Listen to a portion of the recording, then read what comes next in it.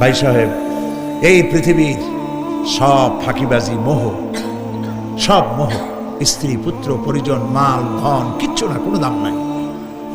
আল্লাহকে ভয় করুন, আল্লাহকে ভয় করে চলুন। ভয় তো করতে পারলাম না। এত বড় একটা রমজান মাস চলে গেল,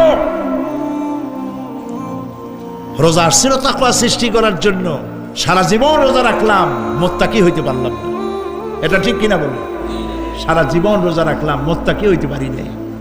এখনো মিথ্যা কথা বলি, ওজনে কম দেই, খাদ্যে ভেজাল দেই। কথা ঠিক কিনা? মিথ্যা কথা বলতেছেন।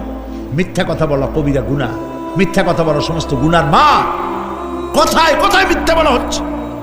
দোকানদারি করতেছেন, কষ্ট করে মাল কিনছেন, লাভের জন্যই তো কিনছেন, মিথ্যা কন কেন? ওজনে কম দিচ্ছেন, ভেজাল দিতেছেন, ভেজাল দিয়া কম দিয়া কয় টাকা উপার্জন করবেন? আর কতগুলি খাইতে পারবেন আপনি? চাউলের মধ্যে তুষ দিলেন, কুড়া দিলেন, পাথর দিলেন। আহারে মুসলমান, কি কপাল পোড়া।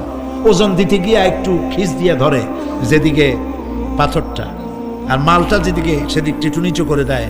যে কেনে সে মনে করে মাশাআল্লাহ, লোকটা তো খুব ভালো, আবার তো বেশি দিছে। কিন্তু বাড়ি যেয়ে দেখবেন আপনারা 14 গ্রাম কম দিয়েছে।